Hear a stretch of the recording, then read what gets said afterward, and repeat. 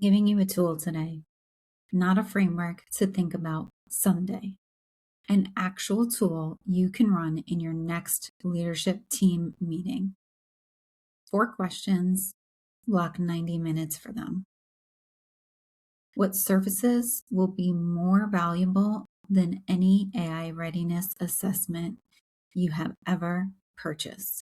And more honest than anything your engagement survey has told you this year? A CMO I was coaching, Fortune 500 company, sophisticated, aggressive AI timeline, came to me 6 months into her rollout and said, the numbers are good. My team is performing. So why does it feel like something is breaking? That feeling, the one that doesn't show up in a KPI dashboard, that's what the big energy audit is built to surface. Here's how to run it. Block 90 minutes with your leadership team. No agenda before it, no laptops. Tell them this is a leadership health check, not a performance review, not a strategy session, just an honest look at where you actually are. Then ask these 4 questions, one at a time. Let each one breathe. Do not rush this. Question 1. Where is AI adding speed but removing meaning? This is the efficiency versus engagement question. Your AI tools are probably tracking tasks completed, time saved, output generated. What they're not tracking is whether your people feel like their work still matters. This question creates space to name that gap. Where did something speed up and something valuable disappeared? Maybe it's the client discovery process that used to generate relationships and now generates summaries. Maybe it's the creative brief that used to be a conversation and is now a template. Maybe it's the performance review that's AI generated and no longer feels like it came from a human who actually watched you work. Name the specific moments. Map them. Those are the places where your transformation is quietly costing you more than your metrics are showing today. Question 2.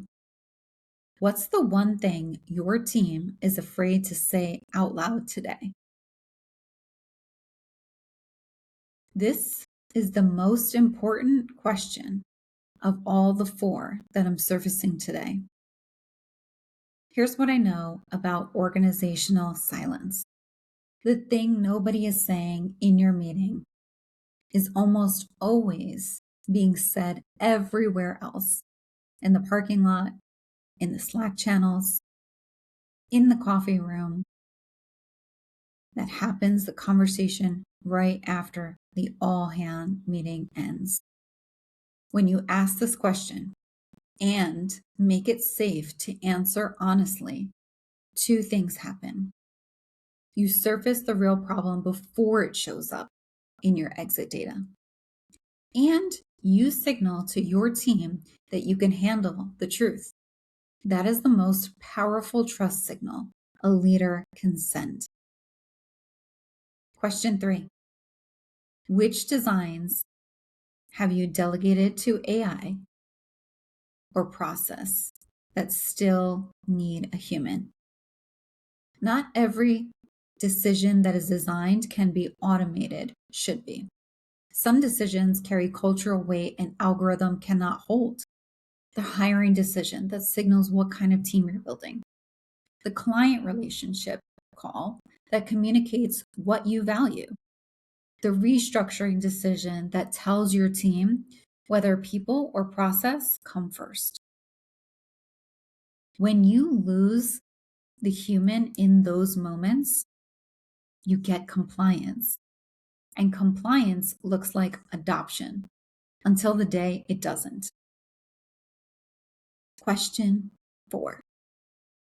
Where are you leading with control when your team actually needs trust? This is the one that lands on the leader, not the team. Fear masquerades as diligence, the micromanagement that is actually anxiety, the approval gate that is actually an unwillingness to delegate, the check-in that is actually surveillance. Every one of those behaviors says to your team, I don't trust you. And teams that don't feel trusted give you compliance, not commitment. After you run the audit, here's your next move. Identify your primary bet pillar. Are the issues mostly about naming what's happening? That's the boldness gap. About people feeling unseen? That's the empathy gap. About authority structures that prevent people from acting with confidence? That's the trust gap. Then name one thing you're going to do differently in the next 30 days. Not a strategic initiative, one behavior, one meeting that changes, one conversation that happens, one decision that comes back to the human. Small and specific beats large and aspirational every time. And close the loop with your team. Tell them what you heard. Tell them what you're doing about it. That loop, listen, name, act, report back, is the most powerful organizational trust builder that I know. Where's control masquerading as leadership in your organization today? Most organizations run engagement surveys when what they actually need is this audit. The difference is not the questions, it's the format. Surveys produce data. Conversations produce truth. And the truth about what's happening in your organization right now is sitting in a room waiting for someone to make it safe to say. The big energy audit is something I facilitate within leadership teams as a consulting engagement. Different experience when someone else is holding the room. If you want that, reach out to the link in the description.